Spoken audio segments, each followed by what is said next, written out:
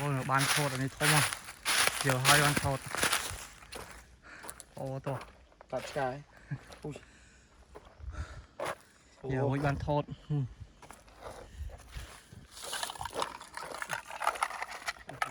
Ba lên. Mỗi cái là lít. Là lít lơ muối đi.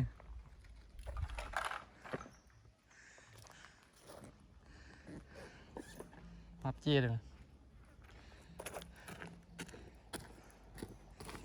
Muối hối luôn rồi.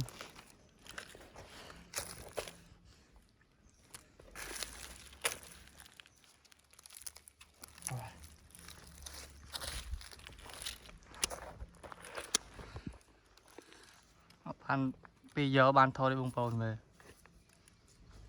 Giờ 200 thôi ôi mơ mong thế.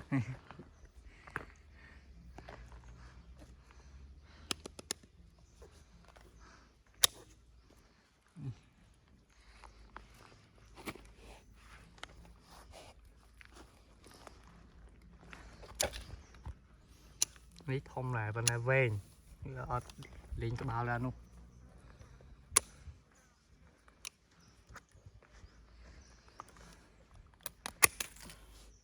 Việc giờ không cắt nữa.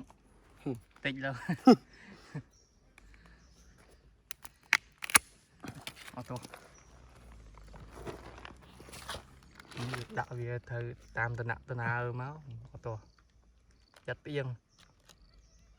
Tôi lo về vậy. Mấy mà bị sự nghệ đã phải yên.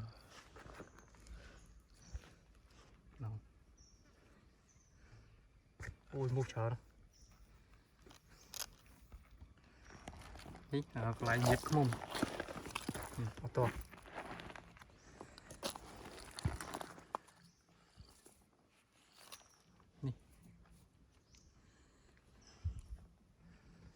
Mày đã kiên.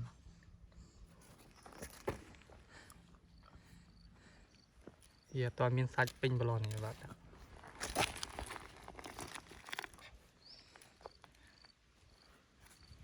Nắng dừng chia sạch về đại chân máu. Chặt ba tấc bị lơ vì việc bài chứ. Ba tập hiệp đo tè, đo na có đo rồi. Chạy bay chứ mà. Không rút tên. Còn là lẹ cái lúc cái đua rồi.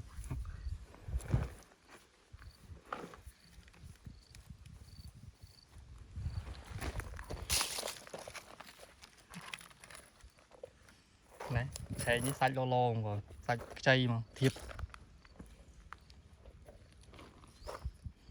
Không được.